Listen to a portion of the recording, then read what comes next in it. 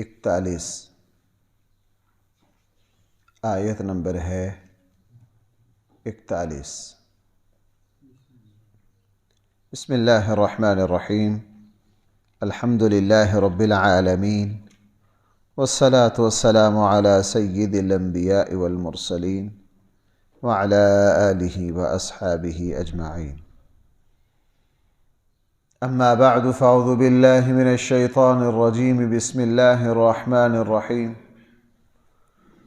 وقال اركبوا فيها بسم الله مجريها ومرساها إن ربي لغفور رحيم وهي تجري بهم في موج كالجبال ونادى نوح ابنه وكان في معزل يا بني اركب معنا ولا تكن مع الكافرين قال سآوي إلى جبل يعصمني من الماء قال لا عاصم اليوم من أمر الله إلا من رحم وحال بينهما الموج فكان من المغرقين وقيل يا أرض ابلعي ماءك ويا سماء أقلعي وغيض الماء وقضي الأمر واستوت على الجودي وقيل بعدا للقوم الظالمين صدق الله مولانا۔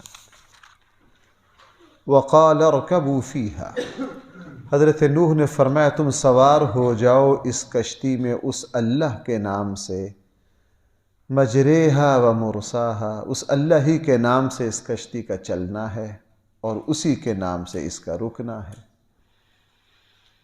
کشتی پہ سوار ہو جاؤ اللہ کا نام لے کر، جو اس کشتی کو چلاتے ہیں، جو اس کشتی کو روکتے ہیں۔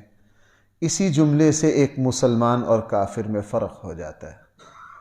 مسلمان جو ہوتا ہے، مسلمان اپنے ہر کام کا آغاز اور انتہا اللہ کے نام سے کرتا ہے۔ وہ اپنے ہر منصوبے کا آغاز اللہ کے نام سے کرے گا، وہ اپنے ہر پروگرام کو شروع اللہ کے نام سے کرے گا۔ اسی سے مسنون دعاؤں کا فلسفہ سمجھ میں آ جاتا ہے۔ ہمارے آقا صلی اللہ علیہ وسلم کی مسنون دعاؤں کی بہت بڑی تعداد ہے۔ کوئی اہم موقع ایسا نہیں جس وقت ہمارے آقا صلی اللہ علیہ وسلم نے کوئی نہ کوئی دعا نہ پڑھی ہو۔ اس دعا کا مقصد کیا ہے؟ اپنے اللہ کو یاد کرنا، اور اپنے اللہ کو یاد کر کے اللہ تعالیٰ کی مدد کو اپنے ساتھ لینا، اس کام میں اللہ تعالیٰ کی برکت اور رحمت کو سمیٹنا۔ مثلا رسول اللہ صلی اللہ علیہ وسلم صبح کی دعا مانگتے تھے، رسول اللہ صلی اللہ علیہ وسلم شام کی دعائیں مانگتے تھے، سوتے وقت حضور کی دعائیں ہیں، یہاں تک کہ واش روم جانے اور نکلنے کی بھی رسول اللہ صلی اللہ علیہ وسلم کی دعائیں۔ اسی مقصد کے لیے ابھی وضو خانے پر یہ جو مسنون دعائیں لگائی گئی ہیں، ان کا بنیادی مقصد یہ ہے کہ کوئی اہم کام ایسا نہیں کہ مسلمان اس کے شروع میں اللہ کو یاد نہ کرتا ہو۔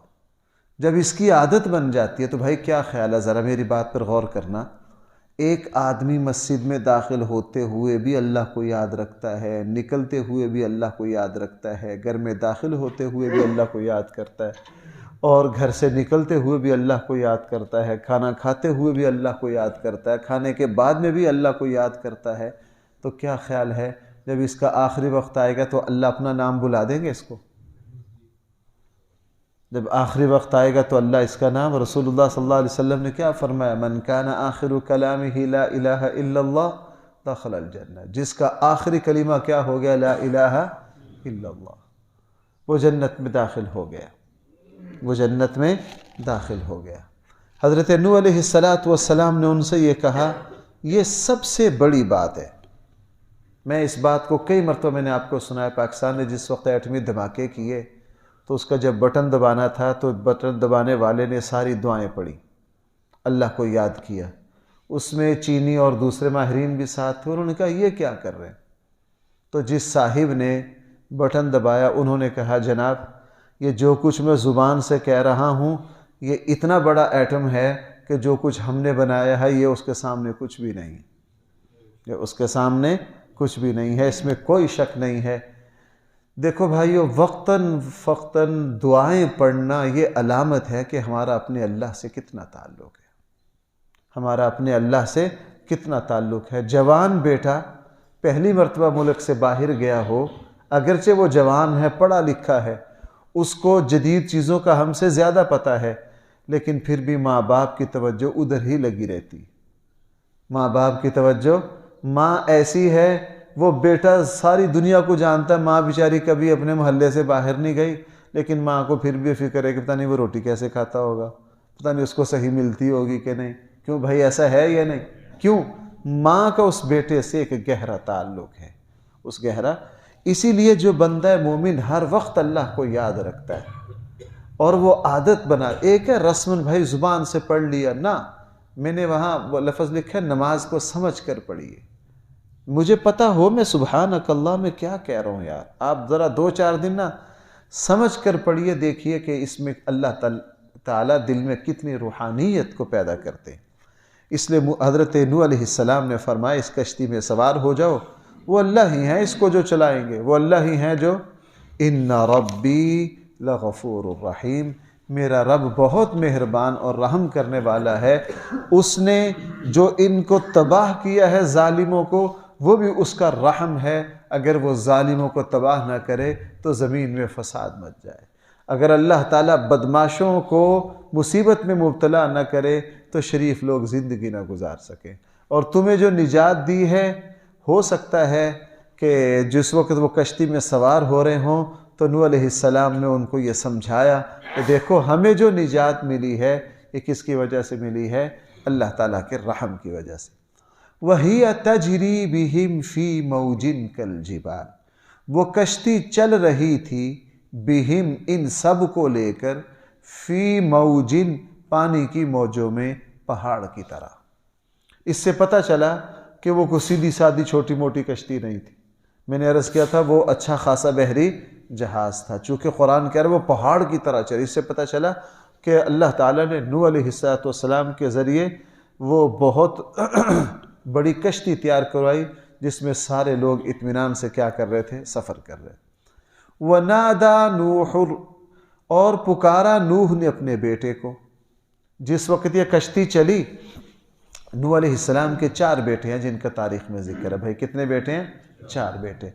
ان میں 3 جو تھے مسلمان تھے، وہ 7 تھے۔ ایک بیٹا جن کا نام اسرائیلی روایات اور تاریخی روایات میں کنعان آتا ہے، وہ مسلمان نہیں ہوا۔ لیکن یہ تاریخی باتیں ہیں، یہ نہیں کہ قرآن و سنت میں بات ہے، تاریخی بات ہے کہ وہ بیٹا، لیکن یہ قرآن نے اتنا ضرور فرما دیا، وہ قرآن نے جو فرمایا وہ بات 100% یقینی ہے کہ ایک بیٹا مسلمان نہیں ہوا اور وہ بیٹا ساتھ سوار نہیں ہوا۔ جس وقت طوفان اپنے عروج پر آیا، کشتی چل پڑی، تو نوح علیہ السلام نے دیکھا کہ میرا بیٹا ایک پہاڑی چوٹی پر کھڑا ہے، اور پھر وہاں باپ بیٹے کے درمیان مکالمہ ہوا۔ نوح علیہ السلام نے بیٹے سے کہا کہ اے بیٹے تم بھی ہمارے ساتھ سوار ہو جاؤ اور کافروں کے ساتھ نہ بنو۔ صرف بچانے مقصد نہیں تھا، نوح علیہ السلام یوں کہہ رہے ہیں کہ تم بھی ایمان لے آؤ، ہمارے ساتھی بنو، کافروں کے ساتھی نہ بنو۔ اور نوح علیہ السلام نے ان سے یہ کہا کہ بھائی تم ان کا ساتھ نہ جاؤ، ہمارے ساتھ آؤ، اللہ کو مانو، کفر کو چھوڑو، اسلام دین قبول کر لو، میرے ساتھ سوار ہو جاؤ۔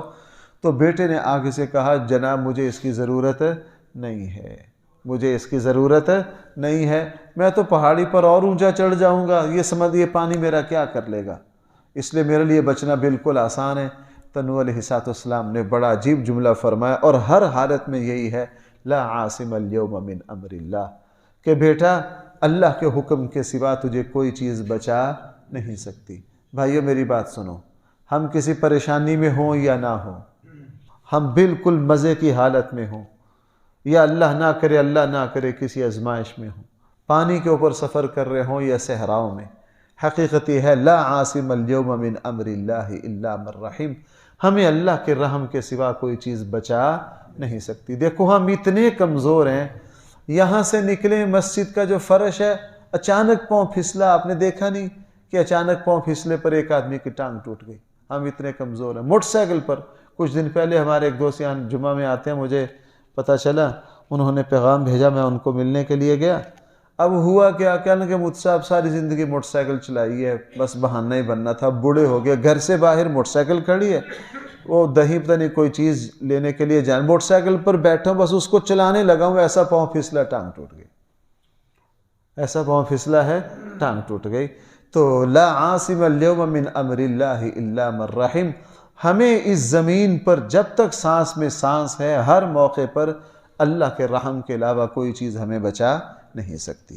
قال سآوی ونادى نوح ابنہ، آواز دی نوح نے اپنے بیٹے کو، وَكَانَ فِي مَعْزِلٍ، اور وہ اس وقت ایک اس پر کھڑا تھا، کہا اے بیٹے ارکب معنا، ہمارے ساتھ سوار ہو جاؤ تم بھی، وَلَا تَكُن مَعَ الْكَافِرِينَ، کافروں کے ساتھ ہی نہ بنو۔ قَالَ سَآوِي إِلَى جَبَلٍ، بیٹے نے کہا میں پہاڑ کی طرف اونچا چڑھ کے میں اپنے آپ کو بچا لوں گا، یعصمنی من الماء، یہ پہاڑ کی اونچی چوٹی مجھے طوفان سے بچا لے گی۔ قال، حضرت نوح نے فرمایا بیٹا لا عاصم اليوم من امر اللہ، آج نہیں بچا سکتا اللہ کے حکم کے علاوہ کوئی چیز، الا من رحم، آج وہی بچے گا جس پر اللہ کا رحم ہوگا۔ ابھی یہ مکالمہ چل رہا تھا، وحال بینہما الموج، ان دونوں کے درمیان پانی کی ایک موج حائل ہو گئی، فکان من المغرقین، اور نوح علیہ السلام کا وہ بیٹا غرق ہو گیا۔ جس وقت اللہ نے ساری قوم کو تباہ کر دیا تو پھر اللہ تعالیٰ کی طرف سے حکم ملا، وقیل یا ارض ابلعی، ہم نے زمین کو آرڈر کیے کہ تو اپنے پانی کو سمیٹ لے، نگل جا۔ اس سے پتہ یہ چلا بھائی ذرا میرے یہ جو ہے نا یہاں لفظ ہے ابلعی ماءک، بلع یبلع کا معنی پتہ کیا ہوتا ہے؟ پورا لقمہ لینا، یہ اس کا معنی ہوتا ہے۔ اب قرآن کی آیت کا مطلب یہ بنا، ایک بارش ہوتی ہے نا فطری طور پر آہستہ آہستہ پانی بھائی کہاں چلا جاتا ہے؟ زمین میں، وہ مراد نہیں ہے یہاں وہ مراد، اس کے لیے عربی میں یہ لفظ نہیں بولا جاتا۔ اس سے پتہ چلا یہ طوفان کتنا زبردست تھا، یہ پانی کا سیلاب کتنا خوفناک تھا۔ اللہ جل جلالہ نے پھر زمین کو حکم دیا، زمین نے بڑے بڑے شگافوں کے ذریعے اس سارے پانی کو کیا کر لیا؟ اپنے اندر سمو لیا۔ وقیل، کہا گیا اے زمین نگل جا اپنے پانی کو، ویا سما، اور اے آسمان تو تھم جا، وغیض الماء، اور پانی رک گیا، وقضی الامر، فیصلہ کر دیا گیا۔ قضی الامر بھائی کیا کر دیا گیا؟ اللہ کا فیصلہ نافذ کر دیا گیا۔ واستوت علی الجودی، اور وہ جو کشتی تھی وہ جودی پہاڑ پر جا کر ٹھہر گئی۔ یہ پہاڑ آج بھی موجود ہے، اسی نام سے موجود ہے۔ کردستان جو ہے، عراق کا جو علاقہ ہے کردستان میں، کل مجھے پہلے اس کا خیال نہیں ہوا، کل پھر میں نے جا کے نا کردستان کی تفصیلات دیکھی۔ کردستان وہ جگہ ہے جہاں نوح علیہ السلام رہے ہیں، اس قوم پر عذاب آیا۔ جودی پہاڑ وہی ہے، جودی پہاڑ وہی ہے۔ وقیل بعدا للقوم الظالمین، اور یہ جو بچے تھے ان کو کہہ دیا گیا پریشان نہ ہو، اب ظالموں کو ہم نے تم سے کیا کر دیا ہے؟ دور کر دیا ہے۔ ونادى نوح ربہ، آگے پھر وہ مشہور معاملہ ہے جو نوح علیہ السلام نے اپنے بیٹے کے بارے میں اللہ سے کہا۔ ذرا اس کی تفصیل تھوڑی سی میں عرض کرتا ہوں، پھر ہم ترجمہ کرتے ہیں۔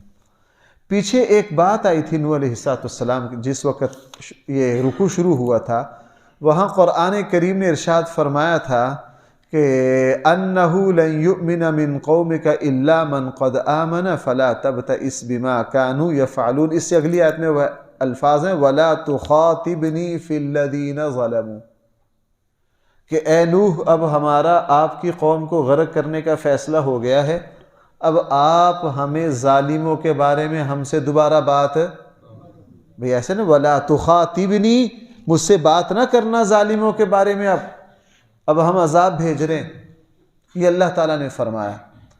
اور جہاں سے آج شروع کیا ہے اس سے بالکل پیچھے والا لفظ ہے کہ کل زوجین اثنین واہلک الا من سبق علیہ القول ومن آمن وما آمن معہ الا قلیل.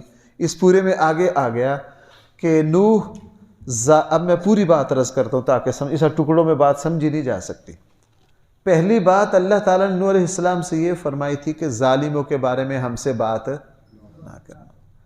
دوسری بات یہ فرمائی تھی کہ ہم ایمان والوں کو اور آپ کے اہل کو نجات دے دیں گے.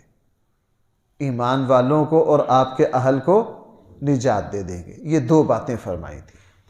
نوح علیہ السلام کے بیٹے جب غرق ہونے لگے نا، تو حضرت نوح علیہ السلام کی نظر ایک ٹکڑے کی طرف گئی کہ میرا بیٹا میرا اہل ہے.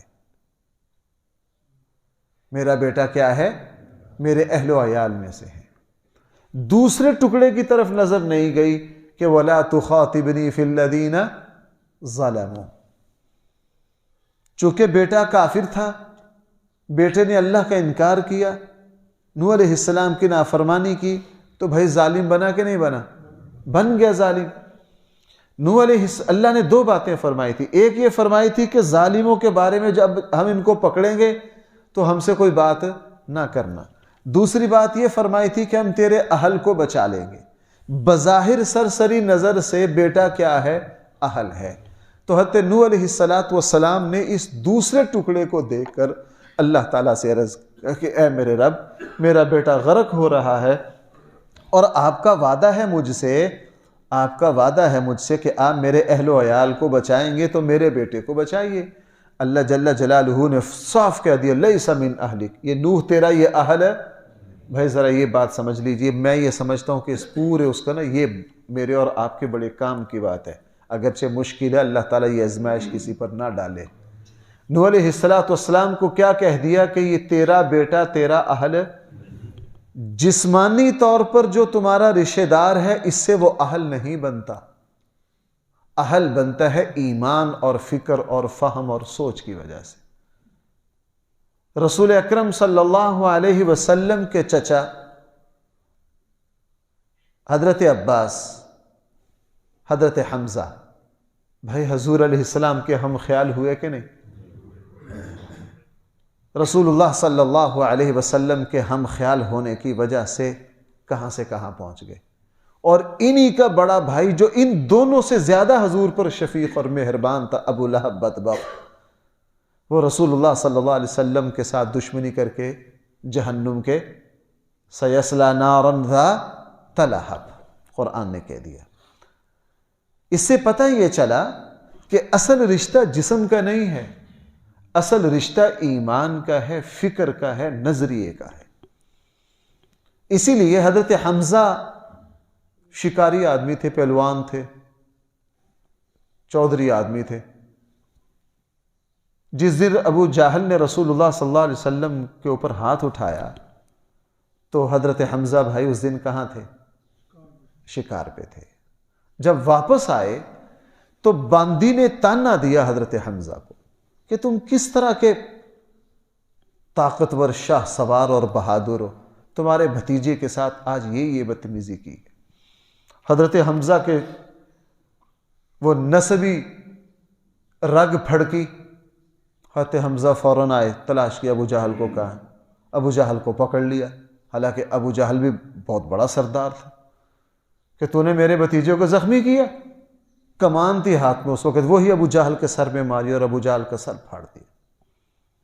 بدلہ لیا، اور بدلہ لے کے کس کے پاس آئے؟ رسول اللہ صلی اللہ علیہ وسلم. کہا بھتیجے تو راضی ہو جا، مجھے پتہ چلا ہے کہ آج ابو جہل نے تیرے اوپر ہاتھ اٹھایا ہے، میں تیرا بدلہ لے کر آ رہا ہوں. تو آپ کو پتہ حضور نے کیا فرمایا تھا؟ حضور نے فرمایا تھا چچا میں اس انتقام سے راضی نہیں. آپ نے میرا اور اپنا صرف جسمانی رشتہ سمجھا ہے، خاندانی رشتہ سمجھا ہے، میں اس سے بالکل راضی نہیں. حضرت حمزہ حیران ہو گئے کہ میں مکہ کے سب سے بڑے سردار کو، حقیقت میں اس وقت ساری قیادت ابو جہل کے ہاتھ میں جا چکی تھی، چونکہ بنو ہاشم جو تھے وہ دو حصوں میں بٹ گئے تھے. اور ابو طالب کی وفات کے بعد بنو ہاشم کی قیادت کس کے پاس چلی گئی تھی؟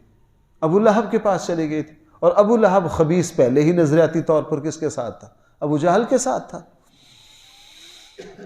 کہا میں چچا میں اس سے خوش ہے. بڑی حیرانگی ہوئی کہ سب سے بڑے سردار کو مار کر آیا ہوں، اس کی وجہ سے بدلہ لے کر آیا. کہا بھتیجے تم پھر کیسے راضی ہوگے؟ تو کیا کہا تھا؟ اے میرے چچا، جس دن تم میرے اوپر ایمان لاؤ گے، میرے کلمہ پڑھو گے، میں اس دن کیا ہو جاؤں گا؟ حمزہ نے کہا اچھا بھتیجے، اگر آپ ایسے راضی ہوتے تو ٹھیک ہے، میں پھر کلمہ پڑھ لیتا ہوں، آپ پر ایمان لے آتا ہوں، آپ پر ایمان لے آتا ہوں. یہ بات قرآن نے کیوں بیان کی؟ اے نوح یہ تیرا اہل ہے. آج اللہ مجھے اور آپ کو بھی یہ آزمائش اللہ ڈالے نا کسی پر، ہاں یہ بڑی بھاری آزمائش ہے، پتے پگھل جاتے ہیں. اللہ تعالیٰ جسمانی اس کی وجہ سے حضرت امیر معاویہ جیسے مدبر عظیم الشان صحابی، لیکن بیٹے کی آزمائش میں آئے. آپ دیکھ لیجئے غلط حضرت امیر معاویہ کو کتنی گالیاں پڑ رہی ہیں. کس کی وجہ سے؟ بیٹے کی وجہ سے. حالانکہ نالائق یزید تھا، حضرت امیر معاویہ کی عظیم الشان خدمات پر بھائی کیا پھیر گیا؟ پانی پھیر گیا سارا. حالانکہ حضرت امیر معاویہ کی بڑی عظیم خدمات ہے. جو نالائق نکلا وہ یزید نکلا. اللہ کسی پر، میں بار بار عرض کر رہا ہوں، یہ آزمائش ہے، نہ ڈالے. اصل میں مکہ والے بھی اپنے آپ کو کیا کہتے تھے؟ ہم کس کی اولاد ہیں؟ غلط تو نہیں کہتے تھے، سچائی تھی. واقعی یہ ابراہیمی تھے. قرآن کریم نے ارشاد فرمایا اللہ کی بغاوت کر کے تمہیں کوئی خاندانی نسب نہیں بچا سکتا. اللہ تعالیٰ کے یہاں اس کی کوئی حیثیت نہیں ہے. اللہ تعالیٰ کے یہاں اس کی کوئی حیثیت.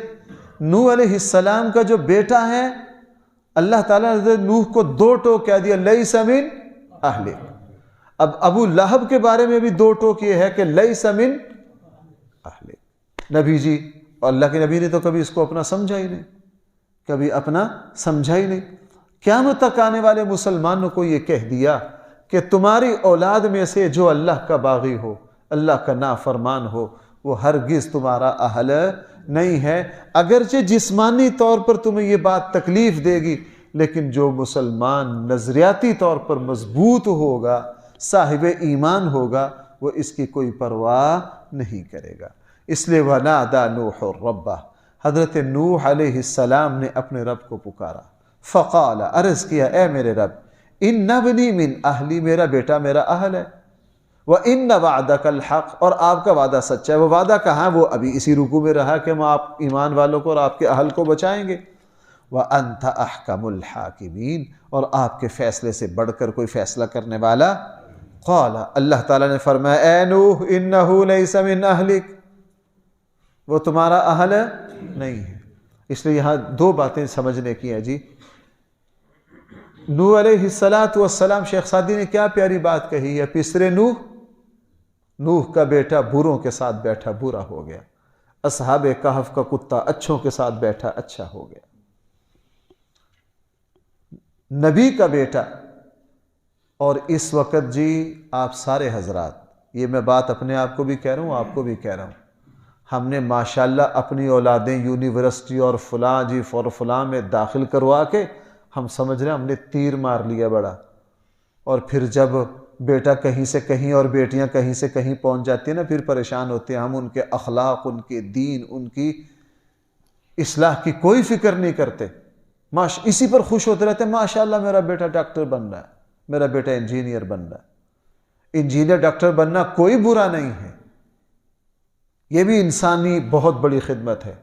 لیکن اس وقت ہمارے ہاں جو صورتحال ہے وہ ایمان اور تہذیب اور دین کے اعتبار سے اتنی خوفناک ہے کہ بچہ جو ہے وہ دین سے بہت دور چلا جاتا ہے. نوح علیہ السلام کا بیٹا برے لوگوں کے ساتھ بیٹھا. بھائی کیا ہو گیا؟ برا ہو گیا. میں اس بات کو بہت بیان کرتا ہوں. ہماری نئی نسل کو سب سے بڑا خطرہ اس وقت جو لاحق ہے وہ بری صحبت کا ہے. وہ کس کا ہے؟ بری صحبت کا ہے. اپنی اولاد کو جہاں چاہیے جو چاہیے پڑھائے اور پڑھانا چاہیے، لیکن ان کی نماز پر بھی توجہ رکھیے، ان کے اخلاق پر بھی توجہ رکھیے، ان کی دینداری پر بھی. ماشاءاللہ بہت سے ڈاکٹر ہم دیکھ رہے ہیں بڑے نیک ہیں. وہ نیک کہاں سے بنے؟ ان کو ان کے ادارے نے نیک نہیں بنایا. ان کو نیک ان کے ماں باپ کی تربیت نے بنایا، ان کے گھر کے ماحول نے بنایا۔ اس لیے نوح علیہ السلام کا بیٹے میں قرآن نے کہہ دیا انہ عمل غیر صالح، کہ جو اس کے عمل ہیں وہ نیک نہیں ہے۔ فلا تسألنی ما لیس لک بہ علم، اے نوح تجھے جس بات کا علم نہ ہو اس کے بارے میں مجھ سے سوال نہ کر۔ انی اعظک، اللہ فرما رہے ہیں نوح میں تمہیں نصیحت کر رہا ہوں، تمہیں جس بات کا علم نہ ہو مجھ سے سوال نہ کیجئے، اگر ایسا کرو گے ان تکون من الجاہلین، تو جاہلوں میں سے ہو جاؤ گے۔ کن میں سے ہو جاؤ گے؟ جاہلوں میں سے ہو جاؤ گے۔ نوح علیہ السلام بھی اللہ کے عظیم پیغمبر تو فوراً سنبھلے، فوراً سنبھلے، فوراً کہا قال ربی، اے میرے رب انی اعوذ بک، میں آپ کی پناہ میں آتا ہوں، ان اسألک ما لیس لی بہ علم، میں آپ سے اس چیز کا سوال کروں جو میرے علم میں نہیں۔ فوراً انبیاء علیہ السلام کی شان ہے، اگر کہیں ہلکی پھلکی بھول چوک ہو جائے تو فوراً کیا کرتے؟ فوراً پلٹتے ہیں۔